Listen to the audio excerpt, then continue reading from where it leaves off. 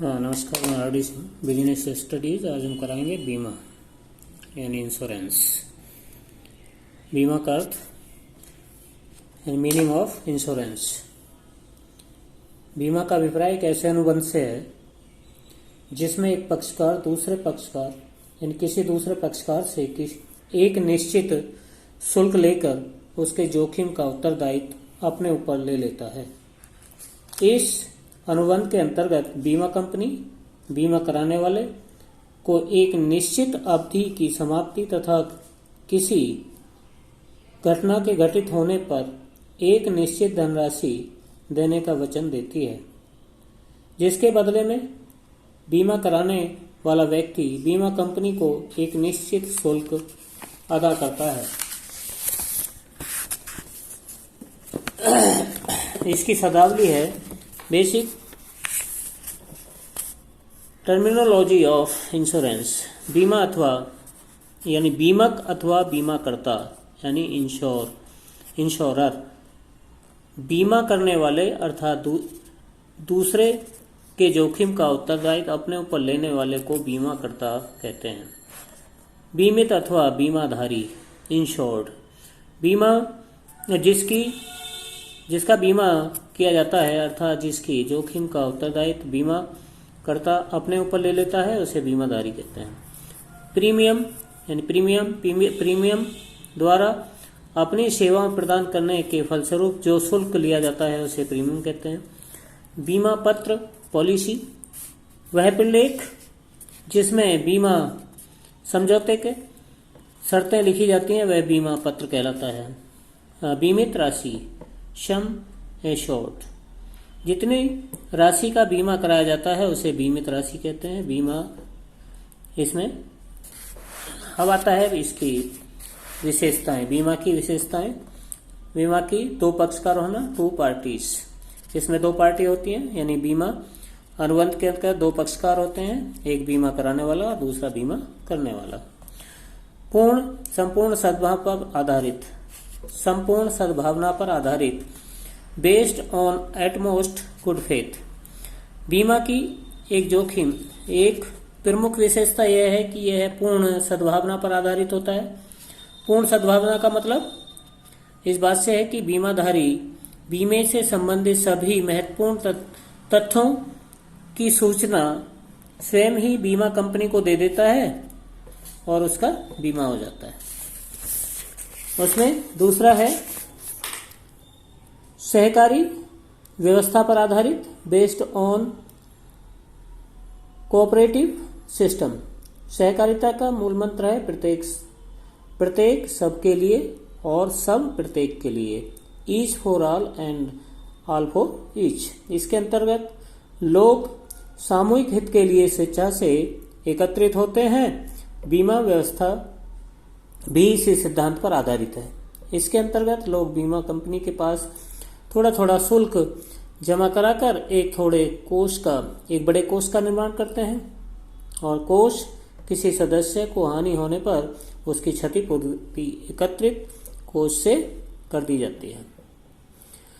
संभावित जोखिम से मुक्ति यानी फ्री फ्रॉम एक्सपेक्टेड रिस्क, बीमा एक ऐसी व्यवस्था है जो मानव जीवन तथा संपत्ति को संभावित जोखिम से मुक्ति प्रदान करती है यानी बचाती है उससे। संभावित पांचवा है संभावित हानि की हस्तांतरण, ट्रांसफर ऑफ एक्सपेक्टेड लॉस।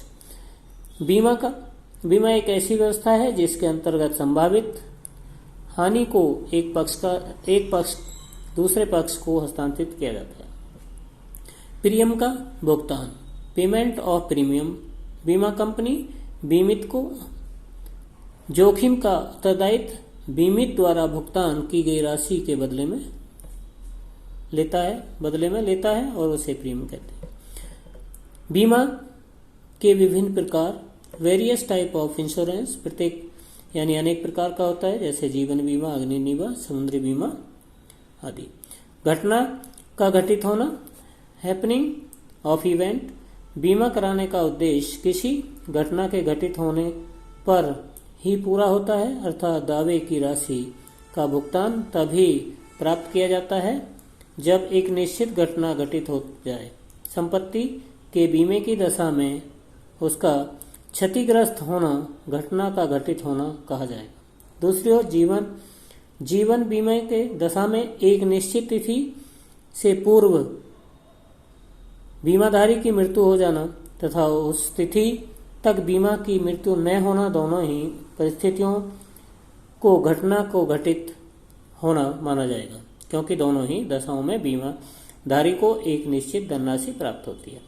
सुरक्षा एवं विनियोग, सिक्योरिटी एंड इन्वेस्टमेंट। नौवां जो इसका विशेषता है, फीचर है, वो सिक्योरिटी एंड इन्वेस्टमेंट। बीमा की सुरक्षा एवं विनियोग दोनों तत्व निहित होते हैं, जबकि शेष बीमा अनुबंधों में केवल सुरक्षा तत्व निहित होता है। स्वामित्व जरूरी नहीं, ओनरशिप नॉट कंपलसरी। बीमा कराने के लिए कंपनी पर स्वामित्व होना जरूरी नहीं है, अर्थात एक स्वामी अपने माल का तो बीमा करवा ही सकता है, लेकिन कुछ परिस्थितियों में वह ऐसे माल का भी बीमा करवा सकता है जिसका वह स्वामी नहीं है, जिसे बंधक पर उधार देने वाला बंधक राशि रखी गई संपत्ति का बीमा करवा सकता है। इसी प्रकार एक ऋणदाता अपने ऋणी के जीवन का बीमा करवा सकता है। बीमा का प्रकार, टाइप ऑफ इंश्योरेंस। जब बीमा व्यवसाय प्रथम बार प्रचलन में आया तो दो प्रकार के बीमे जीवन बीमा और संपत्ति बीमा ही प्रचलित हुए थे, लेकिन आज कोई जोखिम ऐसा नहीं जिसका बीमा न कराया जा सके, अतः आज बीमा के अनेक प्रकार हैं। पहला है जीवन बीमा, लाइफ इंश्योरेंस। वह बीमा व्यवसाय का सर्वाधिक प्रचलित प्रकार है। इसके अंतर्गत कोई भी व्यक्ति अपने जीवन का बीमा करवा सकता है। जीवन बीमा में बीमाधारी को निश्चित प्रीमियम का भुगतान करना पड़ता है, जिसके फलस्वरूप निश्चित अवधि से पूर्व उसकी मृत्यु पर उसके उत्तरदायित्व अथवा निश्चित अवधि तक जीवित रहने पर स्वयं को बीमा कंपनी से पूर्व निश्चित रकम दे दी जाती है। सामान्य बीमा, जनरल इंश्योरेंस। जीवन बीमा के अतिरिक्त अन्य सभी अनुबंध सामान्य बीमा के अंतर्गत आते हैं, यानी इसमें मुख्यतः अग्नि बीमा, चोरी बीमा, समुद्री बीमा, ये सभी इसके अंतर्गत आते हैं। अग्नि बीमा इसके अंतर यानी फायर इंश्योरेंस है। इसके अंतर्गत बीमा कंपनी बीमाधारी को निश्चित प्रीमियम के बदले यह आश्वासन देती है कि यदि उसकी संपत्ति को अग्नि से क्षति होती है यानी नुकसान होता है तो वह बीमे की राशि तक की क्षति को पूरा करेगी। यदि बीमा अवधि के में अग्नि से कोई क्षति न हो तो बीमा अवधि पूरी होने पर बीमाधारी को कुछ भी प्राप्त नहीं होता है। अतः अग्नि बीमा में केवल सुरक्षा तत्व विद्यमान होता है, विनियोग तत्व नहीं होता। चोरी यानी थेफ्ट इंश्योरेंस। यह बीमाधारी को संपत्ति की चोरी होने पर वाली क्षति की सुरक्षा प्रदान करती है। बीमा कंपनी बीमित राशि तक संपत्ति की चोरी होने पर क्षति को पूरा करने का वचन देती है। प्राय वर्ष की अवधि यानी यह 1 वर्ष की अवधि के लिए होता है। यह बीमा अनुबंध प्राय 1 वर्ष की अवधि के लिए होता है। यदि बीमा अवधि में बीमाधारी की संपत्ति की चोरी से कोई क्षति न हो तो अवधि पूरी होने पर उसे कुछ भी प्राप्त नहीं होता है। इसमें भी विनियोग तत्व नहीं है, इसमें भी सुरक्षा तत्व है। समुद्री बीमा यानी मैरीन इंश्योरेंस। विदेशी व्यवसाय समुद्र मार्ग से किया जाता है। समुद्र के अंदर जहाज और माल दोनों पूर्णतः असुरक्षित होते हैं। एक जहाज के क्षतिग्रस्त होने से ही करोड़ों रुपए की संपत्ति नष्ट हो जाती है। समुद्री बीमा इस प्रकार की हानि को सुरक्षा प्रदान करता है। इससे केवल सुरक्षा तत्व ही निहित होता है, इसमें भी इंश्योरेंस नहीं होता।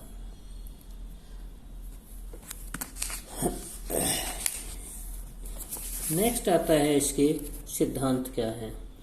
पहला सिद्धांत है परम सद्विश्वास का सिद्धांत, प्रिंसिपल्स ऑफ एटमोस्ट बीमा फेक। बीमा के अनुबंध को वैधानिक रूप देने के लिए यह आवश्यक है कि बीमाधारी बीमाकर्ता दोनों की ओर से सद्भावना से कार्य किया जाए। इसका मतलब यह है कि बीमा कराने वाले को बीमा से संबंधित किसी भी तथ्य को गुप्त नहीं रखना चाहिए।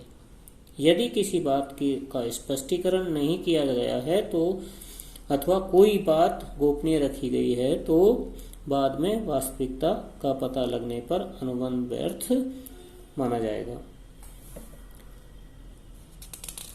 नेक्स्ट आता है इसमें बीमा योग्य हित का सिद्धांत, प्रिंसिपल्स ऑफ इंश्योरेबल इंटरेस्ट। वैध बीमा अनुबंध के लिए आवश्यक है कि बीमाधारी का बीमे की वस्तु अथवा जीवन में पूर्ण हित हो। इसका मतलब यह है कि यदि बीमित वस्तु अथवा जीवित को किसी प्रकार की क्षति होती है तो बीमा कराने वाले व्यक्ति को उससे आर्थिक हानि उठानी पड़ती है और उसकी सुरक्षा से उसे लाभ प्राप्त होता है। हम कह सकते हैं केवल मानसिक लगाव बीमा कराने वाले के लिए पर्याप्त नहीं है। बीमा योग्य हित के अभाव में बीमा अनुबंध व्यर्थ होता है। अब आता है क्षतिपूर्ति का सिद्धांत, प्रिंसिपल्स ऑफ इंडिमेनिटी। क्षतिपूर्ति का सिद्धांत जीवन बीमा के अतिरिक्त अन्य सभी बीमा अनुबंधों पर लागू होता है। इसका मतलब इसका जीवन बीमा पर लागू न होने के कारण यह जीवन बीमा में क्षति का अनुमान नहीं लगाया जा सकता, जबकि इसके अतिरिक्त अन्य प्रकार के बीमा अनुबंधों में क्षति का अनुमान लगाया जा सकता है। इस बीमा अनुबंध का उद्देश्य बीमा कराने वाले को उसकी वास्तविक हानि की क्षतिपूर्ति करना होता है, अर्थात ये अनुबंध क्षति से सुरक्षा प्रदान करने वाले होते हैं और इनसे किसी प्रकार का लाभ नहीं कमाया जा सकता। अब आता है आश्वासन का सिद्धांत, प्रिंसिपल्स ऑफ वारंटी। आश्वासन का मतलब बीमाधारी द्वारा बीमाकर्ता को दिए गए वचन से है। इसको पूरा न होने पर बीमाकर्ता अनुबंध को रद्द कर सकता है। आश्वासन दो प्रकार के होते हैं, स्पष्ट आश्वासन, एक्सप्रेस वारंटी। ये ऐसी शर्तें अथवा आश्वासन होते हैं जिनका उल्लेख बीमा पॉलिसी में कर दिया जाता है। जैसे जहाज का बीमा कराने वाले व्यक्ति द्वारा यह आश्वासन देना कि जहाज को किसी प्रकार विशेष सागर क्षेत्र के बंदरगाहों से नहीं लेकर जाएगा। गर्भित आश्वासन, इम्प्लाइड वारंटी। ये वे शर्तें अथवा आश्वासन होते हैं जिनका उल्लेख बीमा पॉलिसी में स्पष्ट रूप से नहीं किया जाता, जबकि उसका पालन करना अनिवार्य होता है। जैसे जहाज समुद्री यात्रा में योग्य है। जहाज ऐसे मार्गों से यात्रा करेगा जिसका प्रयोग आमतौर पर किया जाता है। यदि कुछ दशाओं में आश्वासन भंग होने पर बीमा अनुबंध व्यर्थ होता है तो इस सिद्धांत के अपवाद हैं, जैसे बीमा अनुबंध के बाद किसी कानून का प्रभाव में आश्वासन को पूरा करना अवैध हो गया है। अब आता है अंशदान का सिद्धांत, प्रिंसिपल्स ऑफ कंट्रीब्यूशन। यदि कोई व्यक्ति अपनी वस्तु का एक से अधिक बीमा कंपनी से बीमा करा लेता है तो इसका अभिप्राय यह है कि कदापि यह नहीं कि क्षति होने पर सभी कंपनियां हानि को अलग अलग पूरा करेंगी। भुगतान तो सभी कंपनियों द्वारा किया जाएगा, लेकिन यह एक विशेष अनुपात में होगा और भुगतान की कुल राशि कुल हानि से अधिक नहीं हो सकती। जैसे 12 लाख का मकान का ABC 3 बीमा कंपनियों द्वारा क्रम से 2 लाख यानी 2 लाख, 4 लाख, 6 लाख का बीमा करवाता है। क्षति होने पर तीनों कंपनियां को 1:2:3 के अनुपात में हानि सहन करनी पड़ेगी। अधिकार समर्पण का सिद्धांत, प्रिंसिपल्स ऑफ सुब्रोगेशन अधिकार समर्पण अथवा स्वत्वाधिकार हस्तांतरण का सिद्धांत सभी क्षतिपूरक बीमा अनुबंधों जैसे अग्नि बीमा, समुद्री बीमा पर लागू होता है।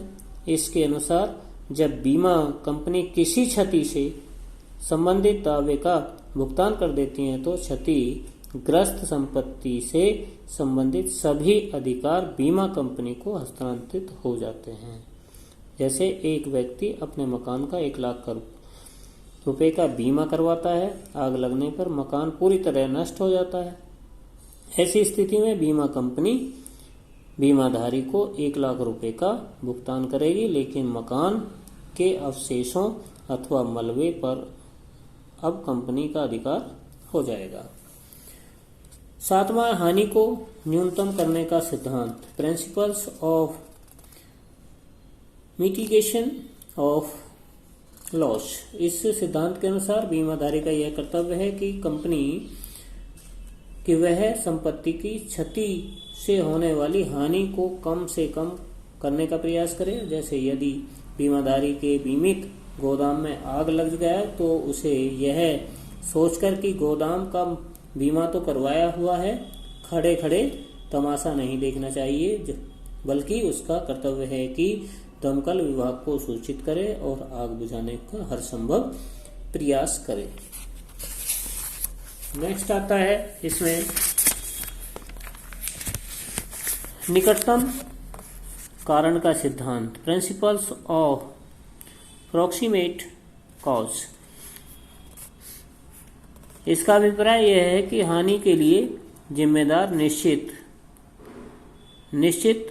करने के लिए, यानी हानि की जिम्मेदारी निश्चित करने के लिए हानि के निकटतम कारण का देखा जाना होता है। इसमें बीमा कंपनी बीमा पत्र लिखे कारणों से हानि को पूरा करने के लिए उत्तरदायित्व बीमा कंपनी का होता है, लेकिन कुछ समुद्री हानियां ऐसी होती हैं जिनके लिए जहाज कंपनी यानी जहाजी कंपनी उत्तरदायित्व होती है।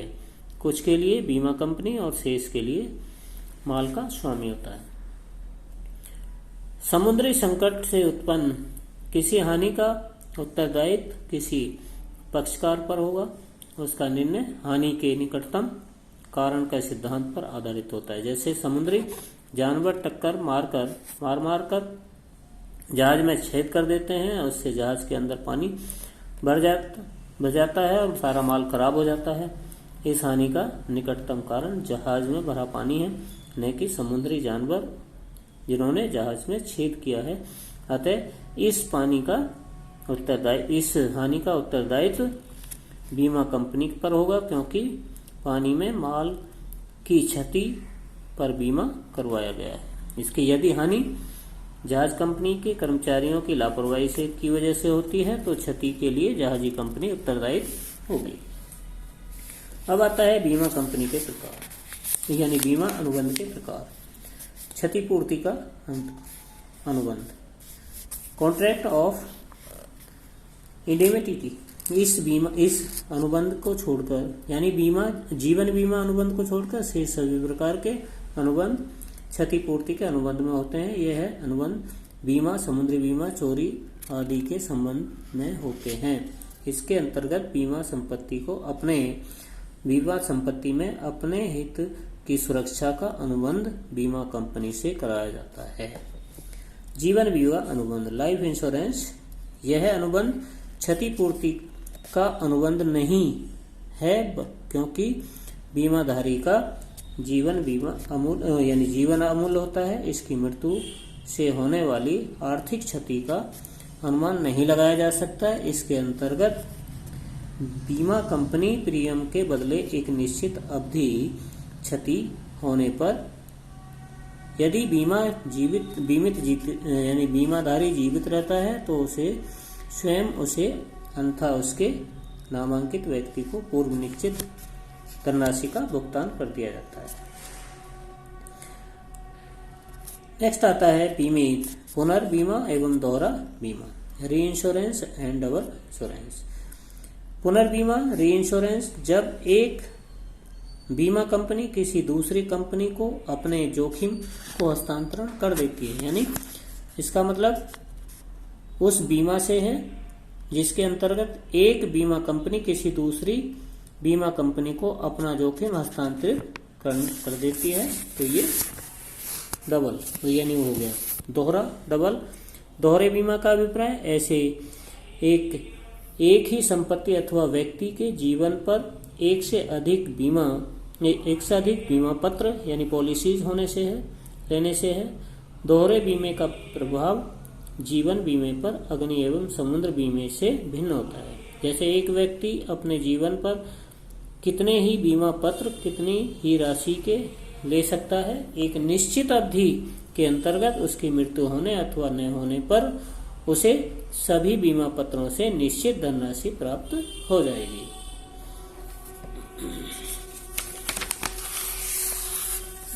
अब आता है इंश्योर यानी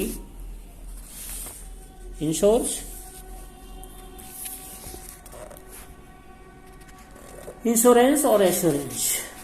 इंश्योरेंस और एश्योरेंस इन दोनों का अभिप्राय, इन दोनों शब्द एक जैसे लगते हैं, रूप किया जाता है लेकिन इनका अर्थ भिन्न होता है। इंश्योरेंस का शब्द का प्रयोग जीवन बीमा के लिए किया जाता है। इंश्योरेंस किया जाता है बीमा, जीवन बीमा का इस शब्द का मतलब है बीमाधारी को बीमा कंपनी से भुगतान अवश्य मिलेगा, अर्थात एक निश्चित अवधि में बीमाधारी की मृत्यु होने पर भी और अवधि की तक जीवित रहने पर भी बीमा उसे मिलेगा।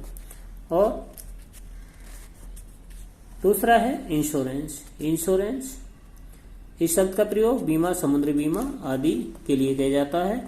इसका मतलब यह है कि बीमाधारी को बीमा कंपनी दावे की भुगतान केवल क्षति की दशा में ही किया जाएगा, अर्थात यदि कोई व्यक्ति अपने गोदाम का अग्नि बीमा करवाता है तो बीमा अवधि के गोदाम आग से क्षतिग्रस्त होता है तो बीमा कंपनी उसका भुगतान करेगी। अब आता है क्यों आवश्यक है इसके लाभ। पहला है सुरक्षा प्रदान करना, यानी इससे सुरक्षा मिलती है। सुरक्षा से यानी बीमा का मुख्य लाभ सुरक्षा प्रदान करना है। एक व्यक्ति अपना जीवन बीमा के भविष्य की चिंताओं से मुक्त हो जाता है। विनियोग तत्व इन्वेस्टमेंट एलिमेंट, इससे बीमा कंपनी से दूसरा है कि वह इन्वेस्टमेंट होता है साथ साथ, यानी जीवन बीमा सुरक्षा के साथ साथ इन्वेस्टमेंट भी होता है। जोखिम का विवरण, डिस्ट्रीब्यूशन ऑफ रिस्क, बीमे के द्वारा एक निश्चित व्यक्ति का जोखिम अनेक व्यक्तियों में विभाजित किया जाता है। ऋण सुविधा, लोन फैसिलिटी, बीमा से ऋण सुविधा प्राप्त होती है, यानी जो बीमा कराते हैं उससे ऋण भी मिल जाता है।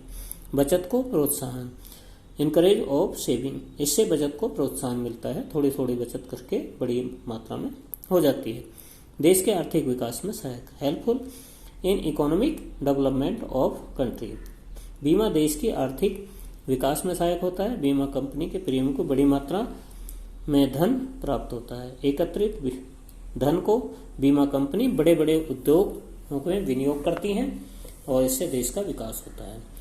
नेक्स्ट आता है रोजगार, अधिक रोजगार, मोर एम्प्लॉयमेंट, बीमा व्यवसाय लोगों को रोजगार के अच्छे अवसर प्रदान करता है।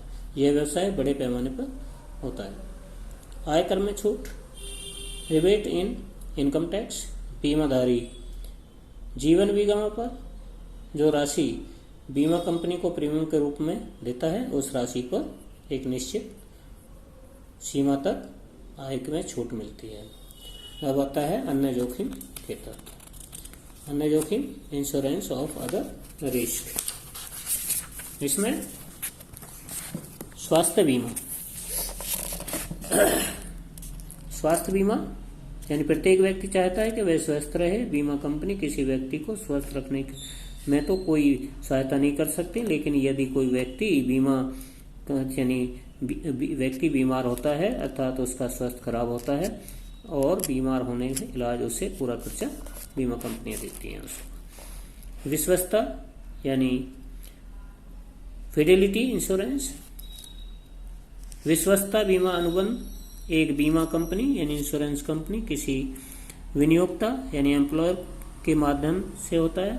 इसके अंतर्गत बीमा कंपनी विनियोक्ता को उसके कर्मचारियों के द्वारा किए जाने वाले यानी कपट यानी फ्रॉड, बेईमानी, गमन आदि से होने वाली हानि को क्षतिपूर्ति की गारंटी देती है।